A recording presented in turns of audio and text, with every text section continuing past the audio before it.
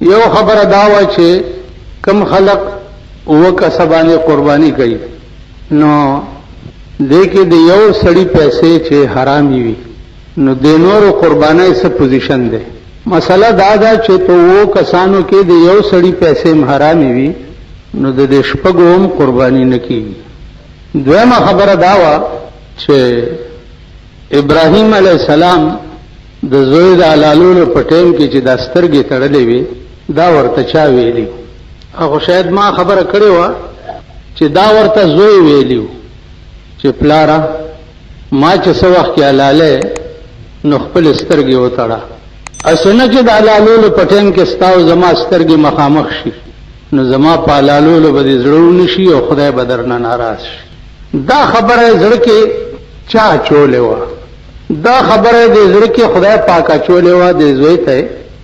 چې چونکې د خدای اراده او غرض خو د زوی حلالول نه دا خو امتحان نو که سترګې پرانیستې او ګډ راتلی او د خپو کې سملاستې نو بیا خو دته پته لګېده نه چې دی پویم نشي او چاړه پې راکاږي او دا یقین ورته راشي چې ما زوی حلال کړو، ځکه چې دا خو ډېر عظیم امتحان. نو ما ته وی چې کدا خبر اوسه پورې داسې پاتې وي مال کدا اوسه پورې داسې پاتې وي نو شاید چې په قربانو څوک جنت تتلی نو یو سړی به هم نه وی تلی، ځکه چې کم سړی داسې شته چې د قربانۍ په ورځ زوی حلال دې زمانه کې یا تیر شوو زمانو. دا خو د ابراهیم علیه السلام جګره وه چې ابتلا او امتحان پې راغی او الله پکې داسې کامیاب کو چې دنیا کې مثال نشته. دا خو په زنانو کې د بی بی هاجرې زړه چې د اختر په ورځې ښځې ماشومان جوړوي او تیاری د اختر د خوشحالۍ دپاره او دې د اختر په ورځې زوی تیارولو د حلالولو دپاره. یو شاعر وایي چې اختر د کومو خلکو اختر دی؟ هغه وایي چې عید و عید کے جس عید میں ہو یاد خلیل، عید و عید کے جس عید میں ہو یاد خلیل، جس نے بیٹے کو کیا پیش کش رب جلیل. زوی خدای ته پیش کړو او زوی څنګه ننی سی جان نے ایمان کی عزت جانی، ننی سی جان نے ایمان کی عزت جانی، عید کا دن ہے اور جان کی ہے قربانی. ماشوم ځان د ایمان عزت داسې پیژندلی و چې د اختر ورځ وه او په څومره خوشحالۍ پلار سره د حلالولو دپاره روان. الله دې زمونږ د زمانې په بچو رحم. نن ټول ملک څه د خدای په عظیم قهر گرفتار دی، ټول ملک. کرکټ دا د خدای یو عظیم قهر دی په دې ملک باندې. دا کی میچونه دا د خدای یو عظیم قهر دی په دې ملک باندې. ویډیو گیمونه دا د خدای یو عظیم قهر دی په دې ملک. بلو پرنټونه دا د خدای یو عظیم قهر دی په دې ملک. نن ستا تمام ماشومان چې دي هغه دې حرکتونو تباہ او برباد کړ. بیا ټلویزیونونه ورکوي، پلارانو ورته اغستي، میندو ورته اغستي،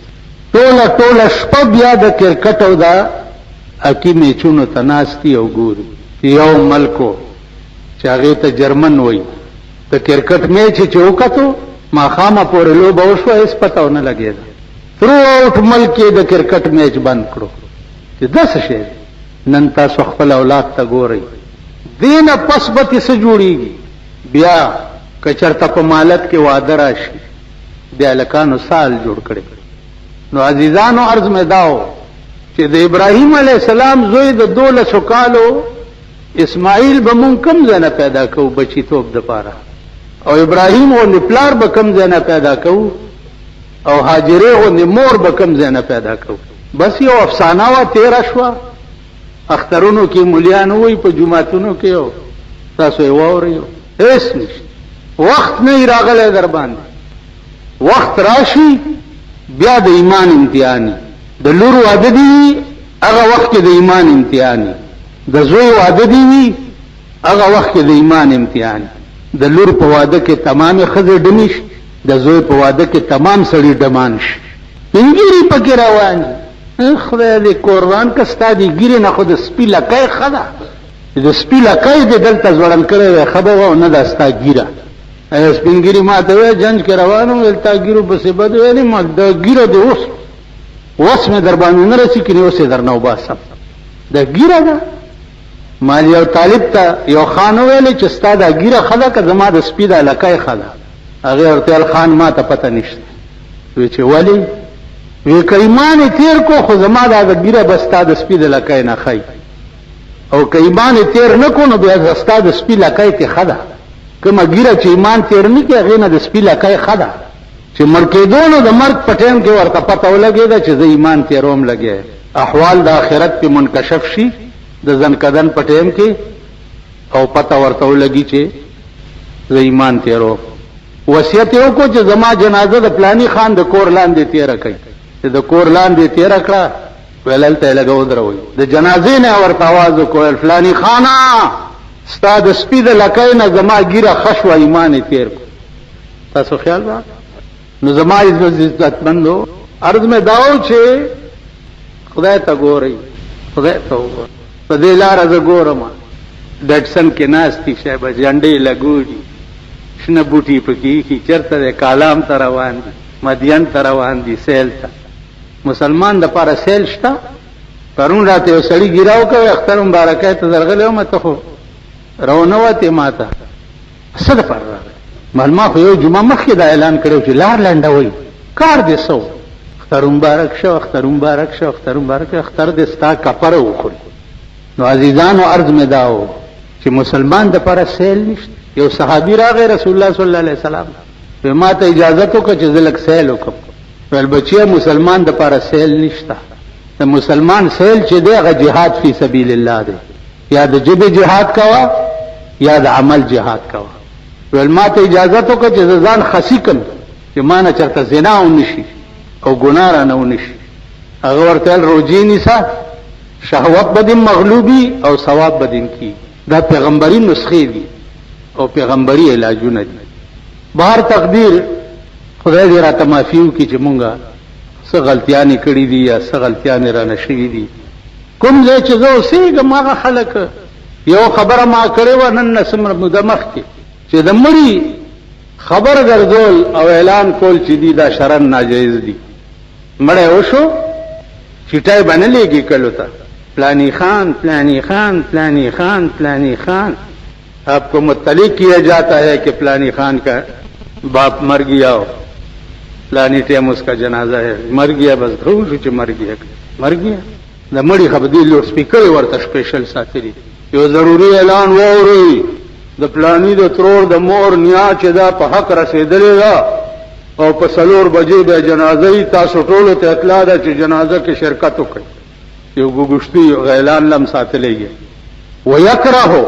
دا باز مليان وای کنه وای مړي له خو چې ډیر خلک راشي نو خي او چې جنازه سمره درنه نو خي ملتراشه په سورته برات درته په قران کې لاس قدم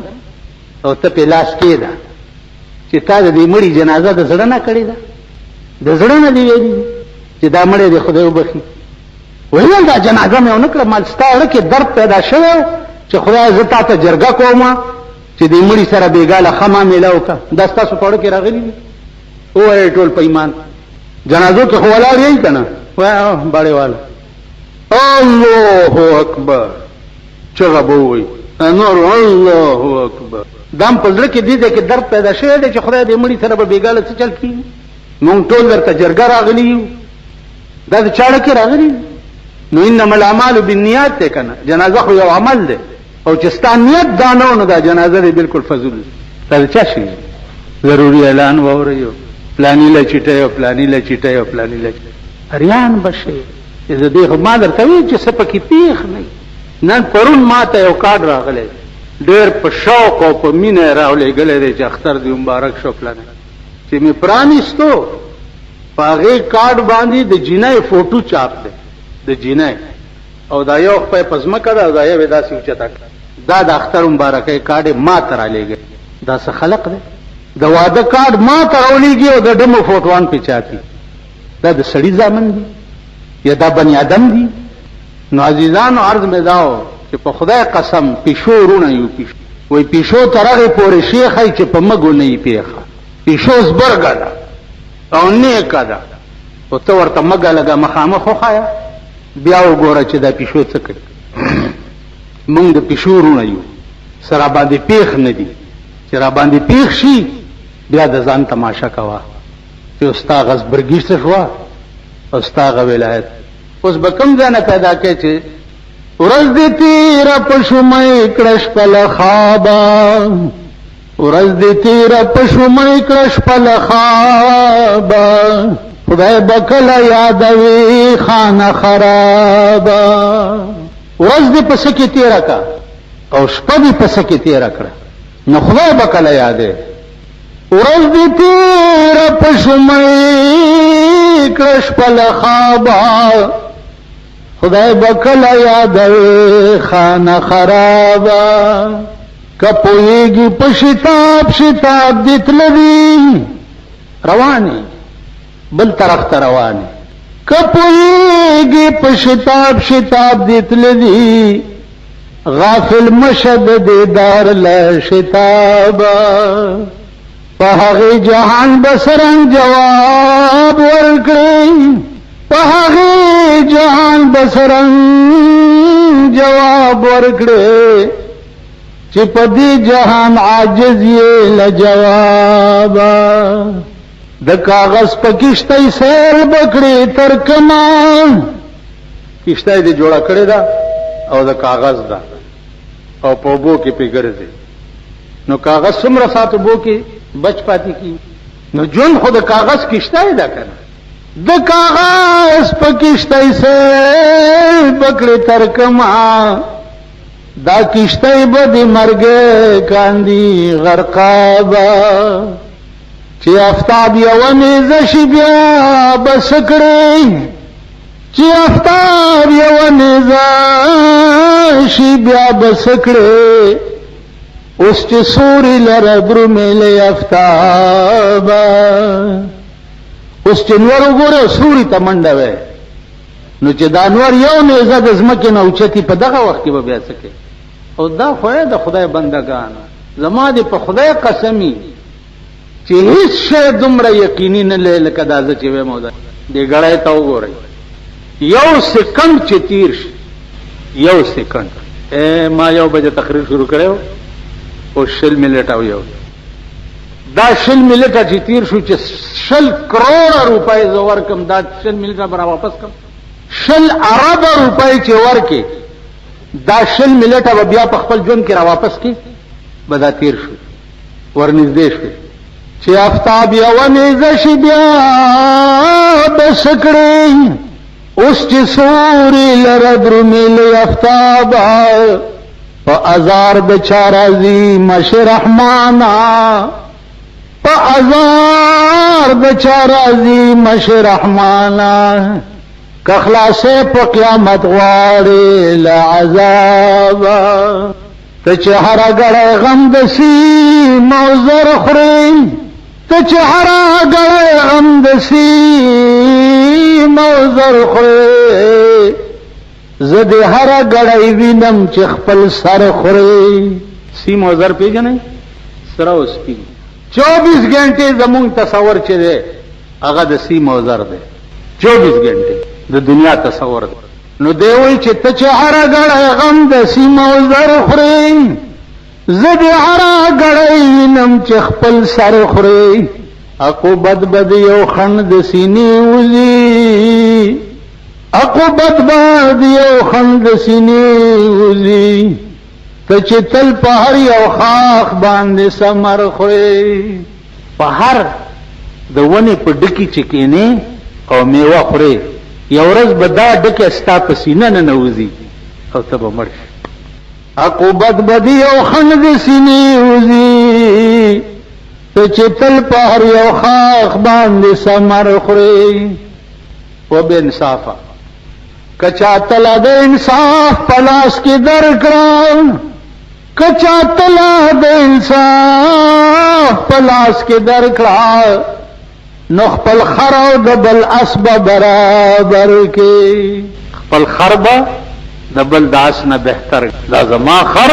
او دا ستاس دا څه شی. او به وایي څوک داسې چې ستا اس زما د خر نه ښه دی. کچا تلا د انصاف پلاس کې درکړم نو خپل خرو د بلاس به برابر کې نو تنالت دهم پدا سے منصف عشا تلانت دهم پدا سے منصف عشا چې د حق ته باطل ورته گزر کړي بدخواها او تسوک نیک نصیحت نکا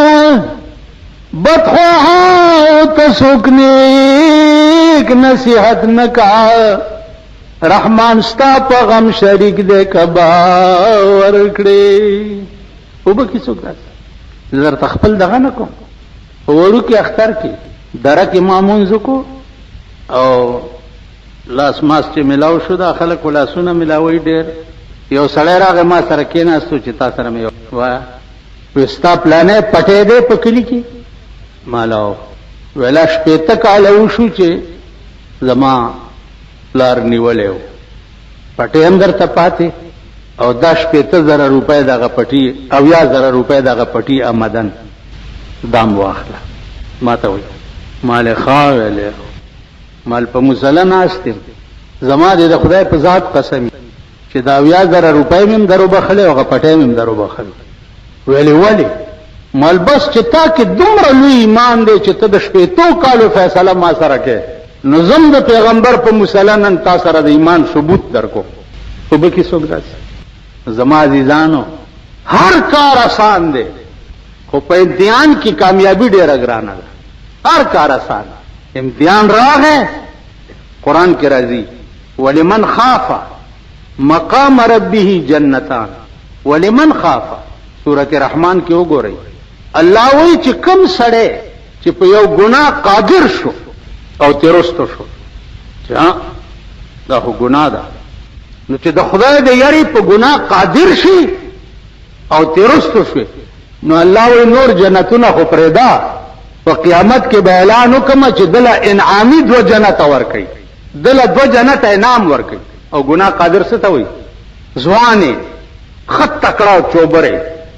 او خزه در باندې پیښه شو هیڅوک نشتا او زنا ته تیار وي او تا ویل چې دا خو ګناه ده او تیرست دلم 2 جنتان پلار رواني پیسې پرتی دي او روچته دي کې او دې چې ما څه شی مونته له کچانه پریوته اخبار کې ورکه اعلان وکي ډنډورا وغږه او مالک پیدا شو ولدي پلار ما سره روانه یو بزرګ او د سلو لوټي ولې په خپای کې خو چې خپای کې خو وای پکې مشاک دا سټیټ شو غلوټي راواغستو د بغل جیب کې او بزرګو د دې علاقې نو ولمن خاف قادر شو په ګناه او د الله د یری تیرست نو جنتان د تبدل جنت مله اسه خو ارسله بزرګ دی ارسله اولیاء دی چې په ګناه قادر شي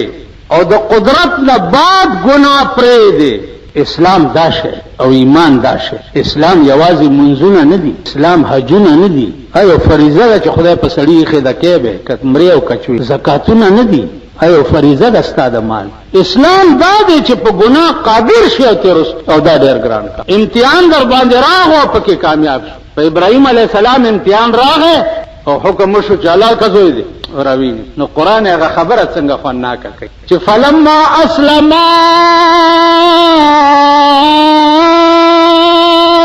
وتله للجبين